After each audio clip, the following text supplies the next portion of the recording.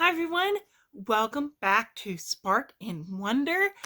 You may have seen on the channel, if you follow along, that I have been at the Southeast Homeschool Expo over the weekend, and I have some things that I picked up that I want to show you, and I want to give you my insights. So let's dive right into the Southeast Homeschool Expo.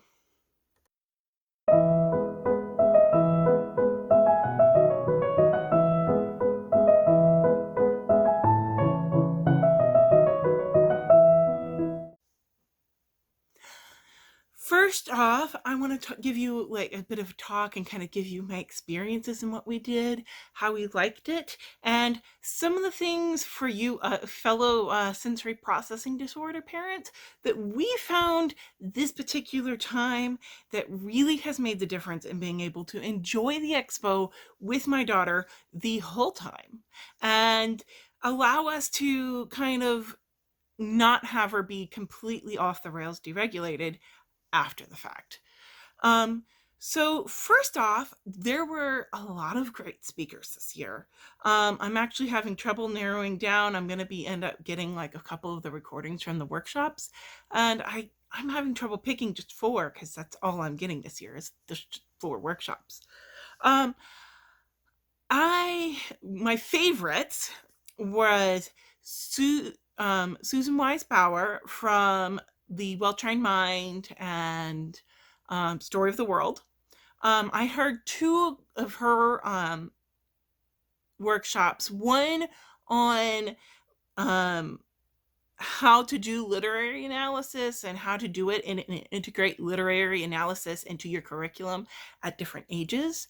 One of my interesting takeaways from that was that she said there is not one single language arts all-encompassing out-of-the-box curriculum or literature curriculum out there geared for the elementary or middle school ages that she can recommend.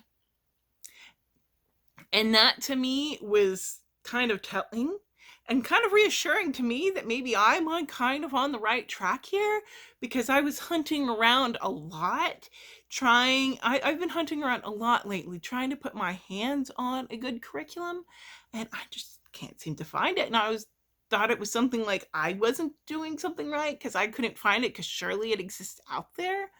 The way she explained how to teach literary analysis to kids made it really easy.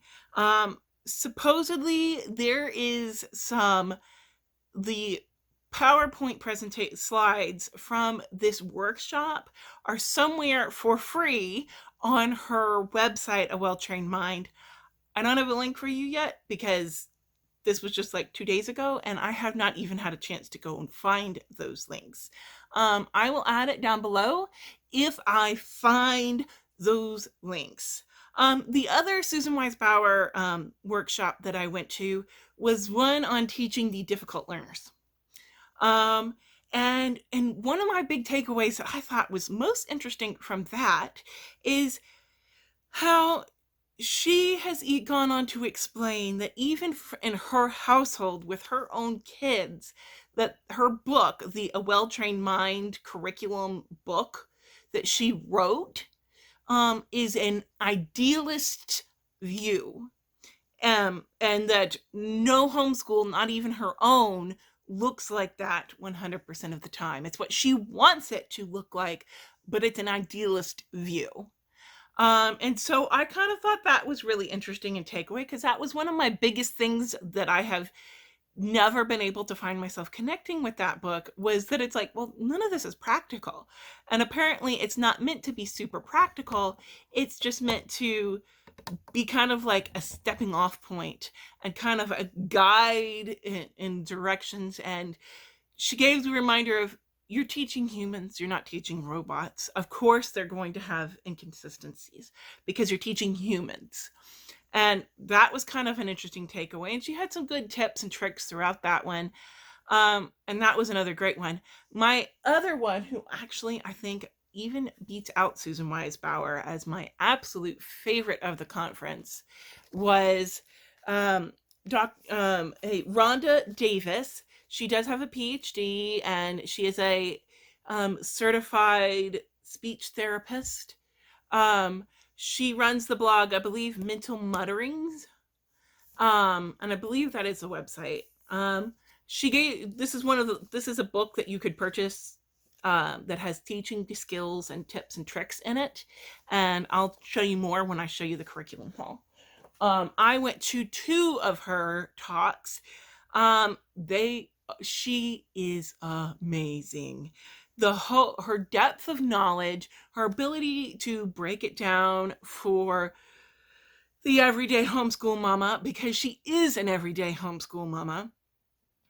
Um, Her compassion for reaching out to others to kind of just help those who have learning struggles kind of understand their children and how to help teach those children.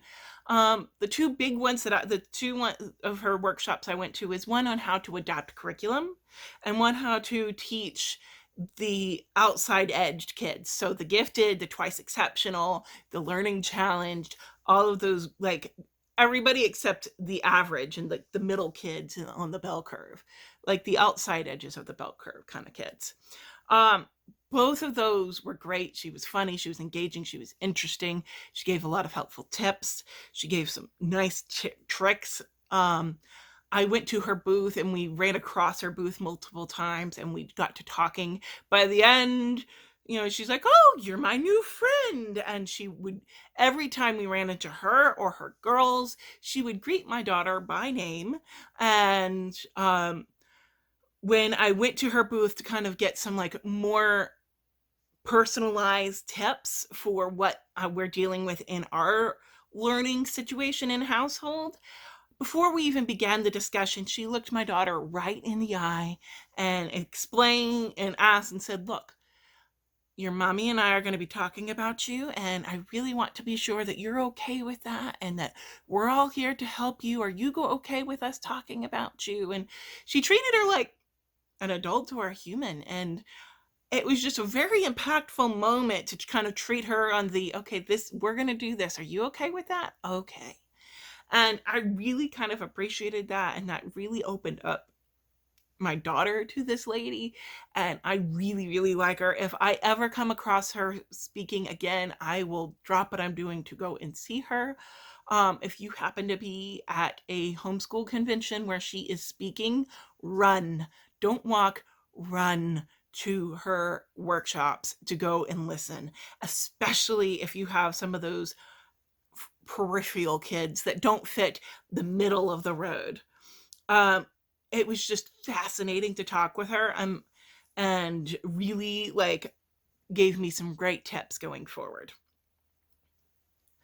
And lastly, I want to talk to you before I flip around and show you what's behind me. I want to give you some of those tips that we ended up doing throughout the convention that made it so that my daughter with her sensory processing disorder issues didn't go bananas and get completely deregulated by the end, because this is our 3rd or 4th year going, and every year it turns out that we end up needing, like, she barely makes it through one day, and we always end up like at the end, we're both, my husband and I, because I have never taken her, even dreamed of trying to take her by myself one of these days. And I did this year and it was fine. But usually, like in the past, the way it works is we get to the end of the day and it's just like, "Oh my gosh, we're done. She's done. We're all done. Let's run. We have to move. We have to evacuate. We got to get out of here because this kid is bananas and I can't be in public with her anymore."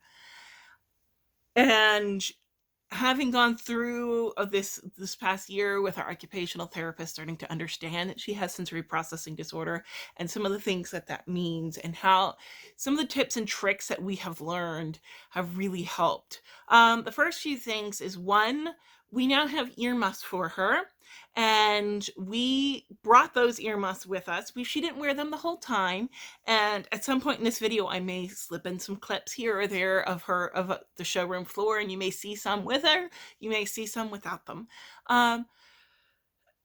She sometimes would wear them, she sometimes wouldn't, and it was all dependent on how she was in that moment. And if she kind of got to a point, the place where we would end up having to have lunch, because it was the only place that I could get a sesame and gluten-free meal because I'm allergic to both, um, was kind of loud. And so, especially on the first day where it was really businessy because it was a Friday, it was kind of super loud in there. But she did fine. She put her earmuffs on. She was great the whole time. Um, One of the things that also that we did is one of the booths in there happened to be for a Georgia local therapists group. And one of the things they had out on their table was a table full of just like sensory toys. They had some like little gear things that were fun to like fidget with and play with and kind of rub your hands on. And most importantly, they had a rice bin. And if you have a sensory kid, you know how much those rice bins can really calm a kid down.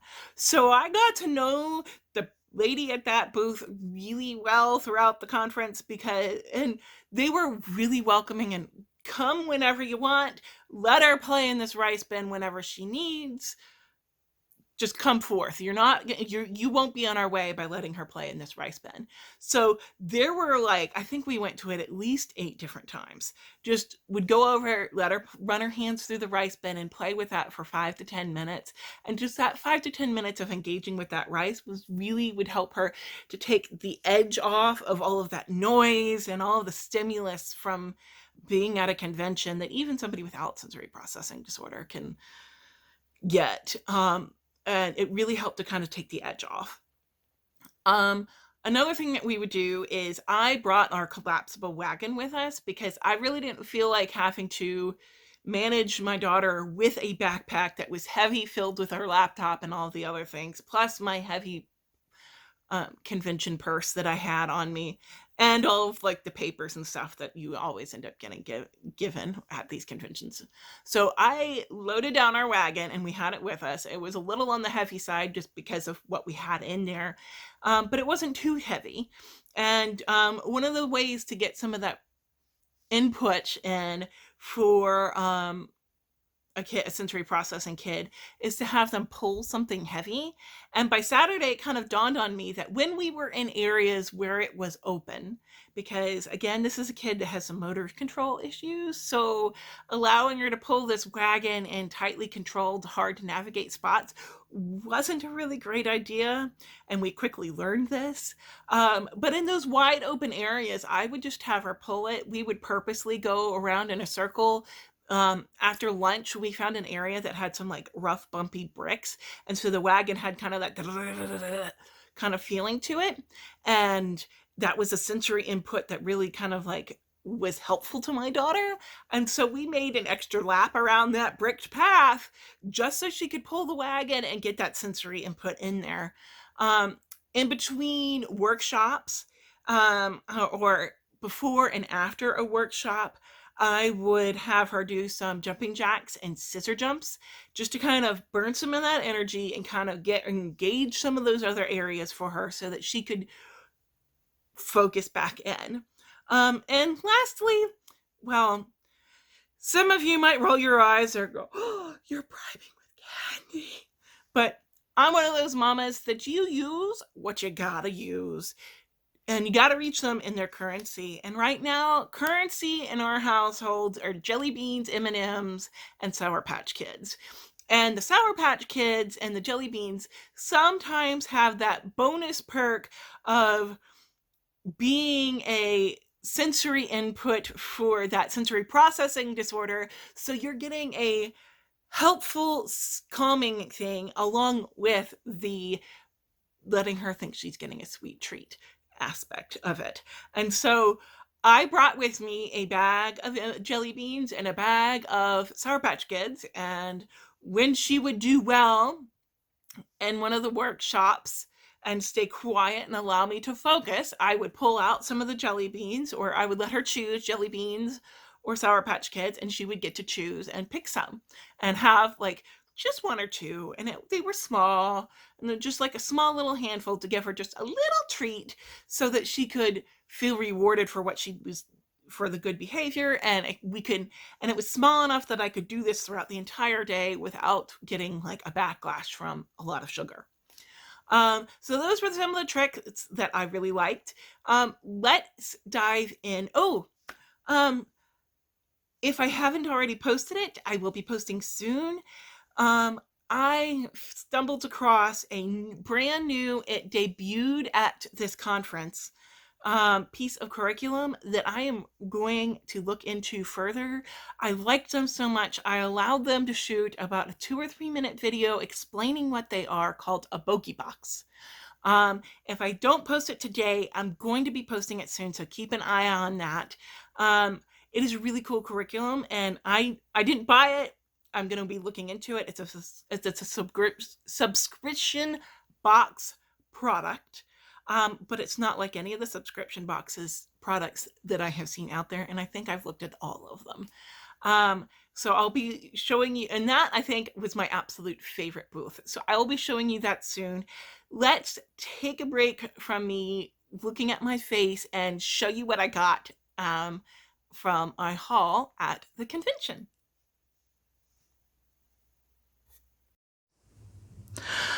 Okay, so here are all of the things that I purchased at the convention, and most of these things came from two separate booths. The two main booths that I went to, that I actually made purchases from, there were a lot there that I would enjoy purchasing from, but budgets and all of that, and I kind of spent a little bit more than I meant to anyways. The two ones I went to were Rainbow Resources and Miller Paper, both of which, if you can find at the convention, are often have great prices at the convention, and a lot of things that you can just physically get your hands on and really look at, and great. So the other booth that I went to was again the one for Rhonda Davis and Mental Muttering. This is basically some options and suggestions for home interventions for learning challenged kids. And this isn't to replace therapy. For example, we are in therapy. These are just these are ideas and suggestions from a mom who has special learning styled kids and happens to be a therapist herself. And so she's very uniquely knowledgeable in both the homeschooling aspect as well as the aspect of being learning challenged. And she is just a wonderful lady. I've already, between sessions, kind of dived into this a little bit, and I am really looking forward to giving this a good solid read. I don't know if she sells this on her website, or if this is just a convention thing, but this was good. And again, if you can get the chance to see this Rhonda Davis speak, run. Run into her workshops and listen to this brilliant lady speak, because oh my gosh, she is amazing. All right, moving on to the Miller Paper stuff. Most of what I got was just simple stuff. My daughter found a whole bunch of gel pens, and she begged me to get her one, and it was only like $2, and it's a really good quality pen, and so I said, sure, why not? And she will be getting to use this once school starts. She was actually pretty annoyed with me when I revealed that to her and told her that it was only for school and that she couldn't just use it whenever she wanted. It was actually pretty funny. The other things I got was it's just a sketchbook. It was really cheap. It was only $3.75. Let's see. There you go. So yeah, it was only $3.75. And again, I don't know if these are their usual prices or convention pricing, but that's what I paid for it. And it was just a nice size, and she's always trying to always trying to find places to draw, and I'm hoping that she won't rip the pages out of this book. I'm actually going to have a lecture and tell her not to.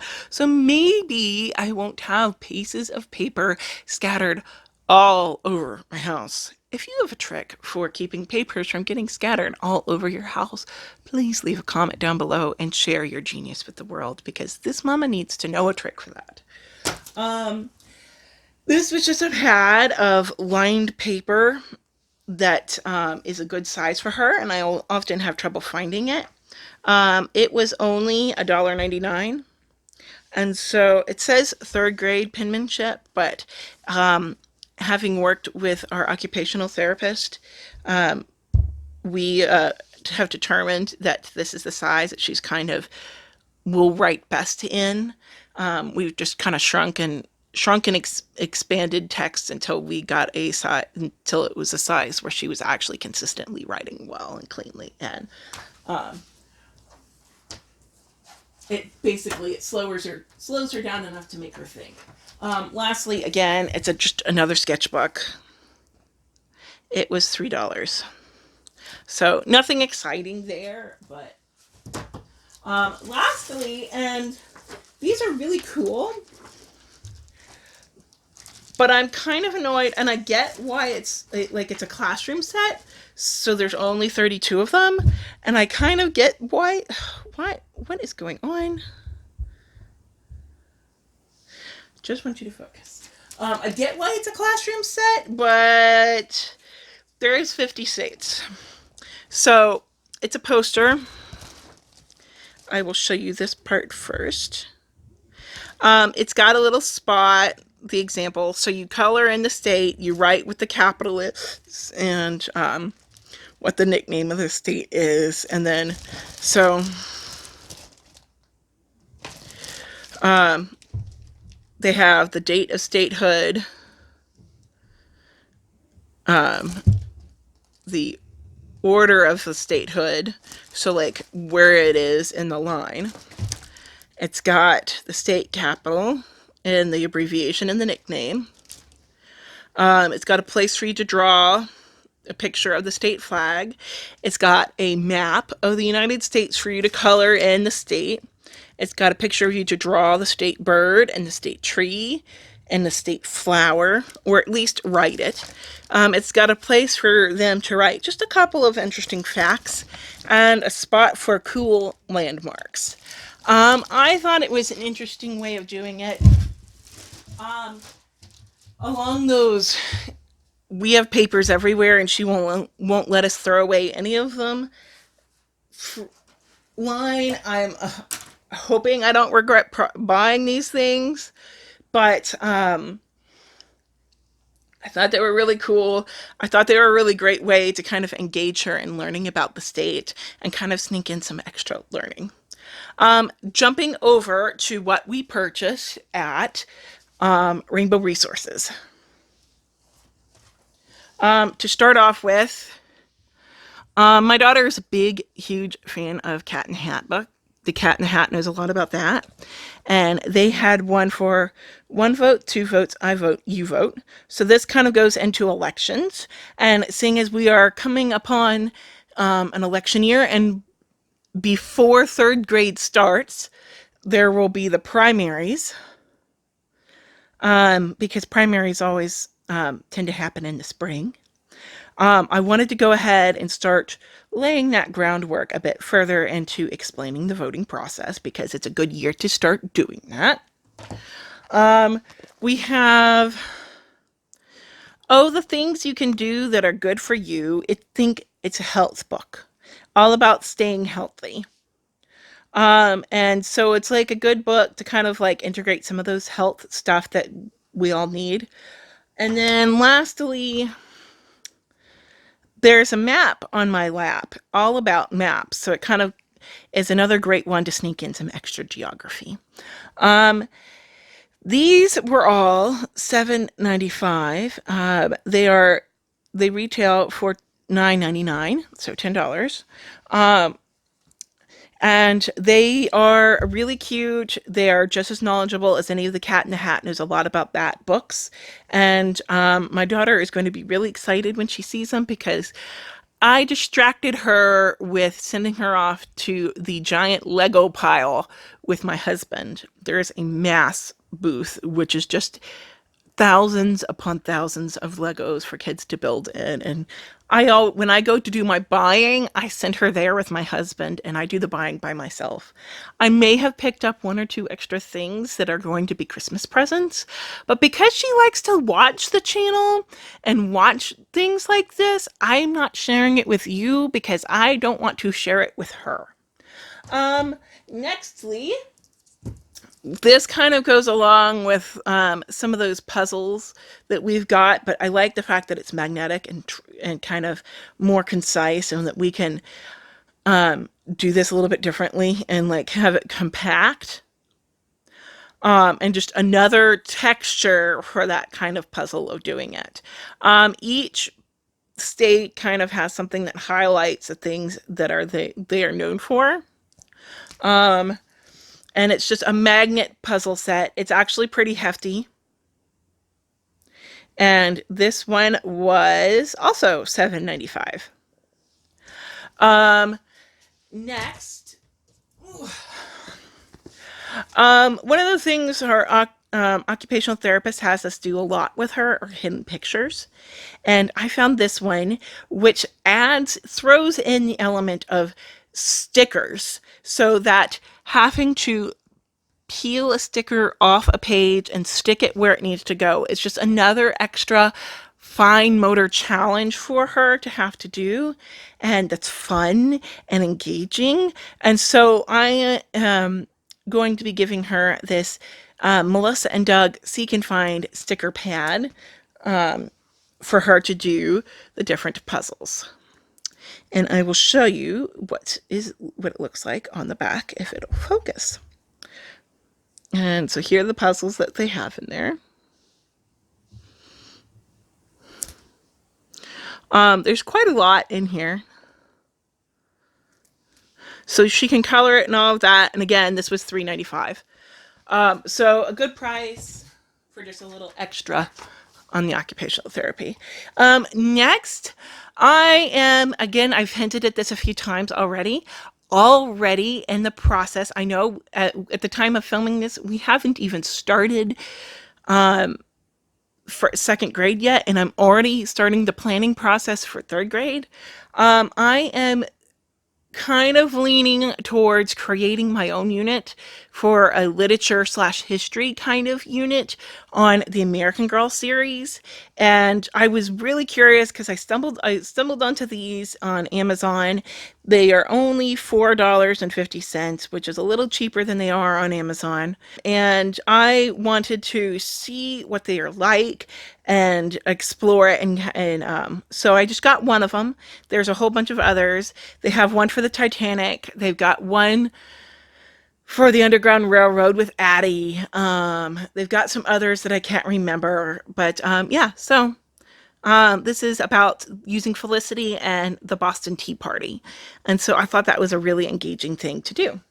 And because we are seriously considering on doing this literature history unit and using Felicity as one of our first ones for next year, I found this as a recommendation online. I couldn't find it online. Now, granted, I'm only just starting to look, so I hadn't looked very hard, but they had it at the convention at what I feel is a pretty decent price. It was only $5. And so I went ahead and got it. It's if you lived in Williamsburg in colonial days. And it's a scholastic book. I went ahead and got it because I want to look through it, kind of engage with it, and if I like it, kind of see what other ones they've got. So that is it for the finds at the convention. I hope you've enjoyed this tips and tricks from the convention and the convention haul that I got. Please leave a comment down below if you have anything to discuss, and be sure to hit that like button and Tune in soon for some new exciting things coming to the channel. Thanks for watching, everybody. Bye.